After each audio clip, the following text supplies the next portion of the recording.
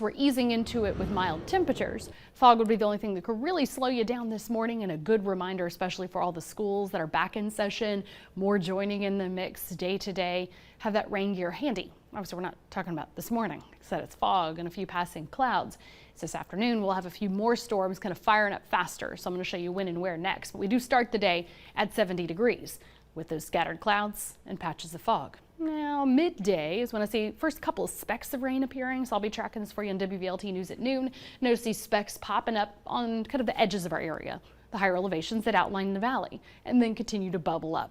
So that's where we start late morning to midday with a few storms already on the plateau and in the Smokies, and then an isolated shower storm trying to come downhill down into the valley, but that's where we're gradually filling it in and becoming more scattered. Late afternoon to evening, have a few more storms developing 5 to 6 p.m. feeding off that heat of the day. We then use that humidity, use that heat, and even have some scattered storms around sunset coming up into the valley as well. So some downpours and storms. Where it rains, it pours was the rule yesterday. It was just more isolated. Definitely still the rule today. Only more scattered on the tail end of the day. That batch will move north and east across southeastern Kentucky and then kind of quiet down slowly with only an isolated shower or storm left over later tonight through tomorrow morning. So in that rain forecast where you live, you can see these kind of scoot through. A lot of you were sharing some great photos of seeing the lightning in the distance, but not necessarily getting the rain. So you could see these streaks even here in this rain forecast where you live. Look at these spikes up 1/2 inch to 1 inch in the blues. Isolated 1.5 to 2 inches in those purple dots. Seeing that cut across parts of the valley like Loudoun, Monroe, Blount, Knox to Sevier counties.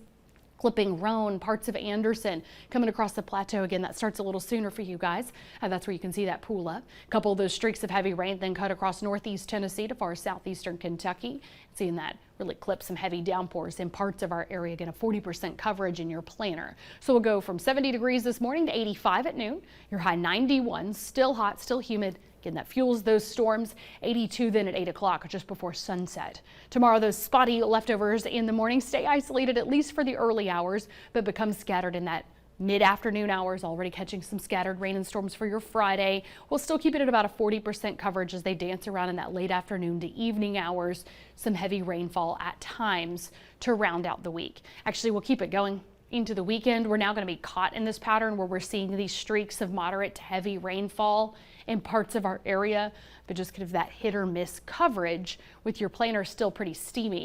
You can see it's low 70s tomorrow morning, cranking up to upper 80s, feeling hotter. We'll hover around 90 this weekend with some scattered rain and storm development Saturday afternoon and evening, Sunday afternoon and evening, rinse repeat. Monday builds up, a little hit or miss, spotty to scattered before a band of rain moves in next Tuesday to Wednesday. So we're seeing that kind of later on Tuesday carrying over into Wednesday. But notice that's when we finally break the cycle of upper 80s to around 90 with the scattered afternoon and storms. So it's not rainy all day each day. We're just seeing that build up to some very heavy rain, feeding off that heat and humidity until something more organized comes in next Tuesday, Wednesday. And just beyond that, I am seeing a little cool down, drier air as well, just beyond your first alert 8-day planner.